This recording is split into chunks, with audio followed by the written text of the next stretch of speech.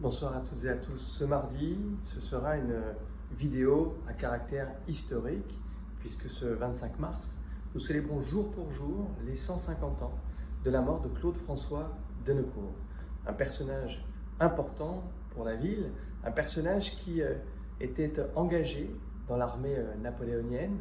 Il a fait plusieurs campagnes, notamment la campagne d'Espagne en 1809, la campagne de France en 1814, et en 1815, il devient cantinier à Melun. Il se rapproche de Fontainebleau et de sa forêt. Il finit d'ailleurs par s'installer à Fontainebleau en 1832.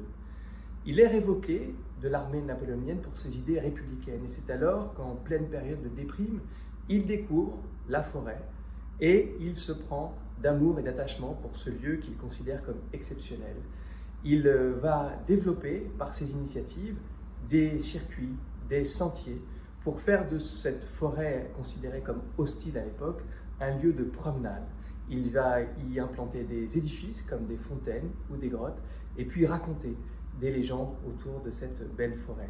Il sera entrepreneur aussi, il va créer des cartes pour permettre aux visiteurs de se promener dans cette magnifique forêt. On considère Claude-François Dennecourt comme un peu le père, l'inventeur de ce tourisme vert, puisque en développant la connaissance de la forêt, il a également développé la possibilité de visiter cet endroit magique avec des sentiers tracés pour permettre aux uns et aux autres de se promener en forêt. Nous allons préparer, à l'occasion de ces 150 ans, des opérations, des manifestations qui permettront aux Bellefontains et aux visiteurs de connaître, de mieux connaître Claude-François Dennecourt grâce aux Amis de la Forêt.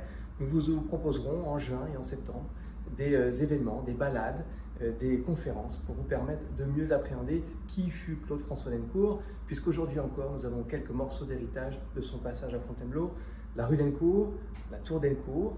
Il y a également une plaque là où il a vécu, au 27 rue de France, et puis au cimetière de Fontainebleau, sa tombe un peu particulière en grès de Fontainebleau. 150 ans de la disparition de Claude-François Dennecourt, c'était la vidéo un peu historique du mardi. À très bientôt.